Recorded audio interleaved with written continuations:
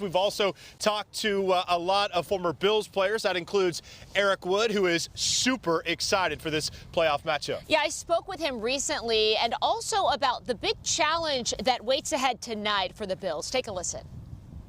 Eric, thank you so much for joining us. Of course, you've been in the booth for the Bills radio broadcast this season. What differences do you see in the team this year when you look at it and compare it to last year? Well, you know, every season is different. Last year they didn't have that many ups and downs as this year. This year's been kind of a roller coaster ride.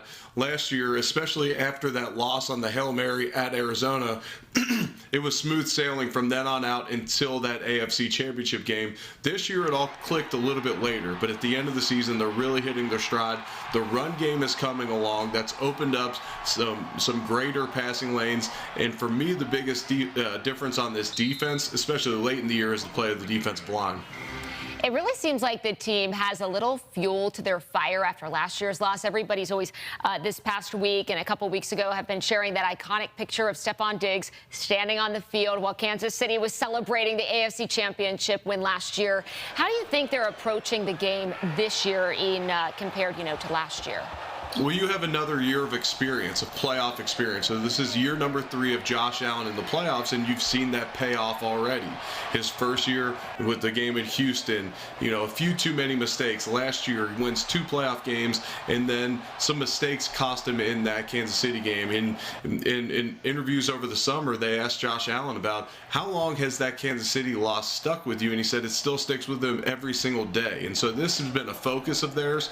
You can't go in too emotional to these games, but they have spent a lot of time evaluating what they need to do to get over the hump, because the last couple years the Kansas City Chiefs have been the AFC representative in the Super Bowl. Take us back to your days as a player. What was it like to have a fan base like Bills Mafia?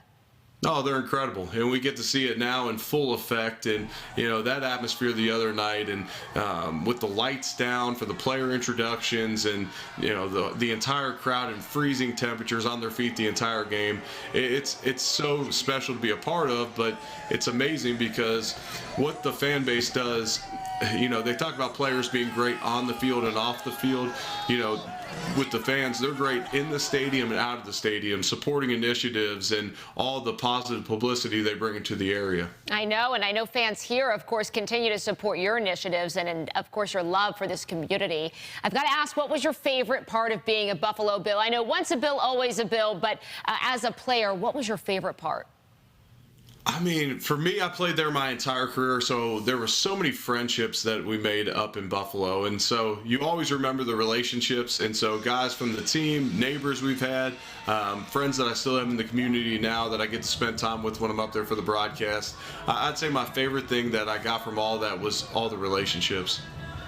That's great, and I'm sure they're everlasting and will last quite a long time, and quite frankly, forever. Eric Wood, we thank you for your time, and go Bills. Go Bills.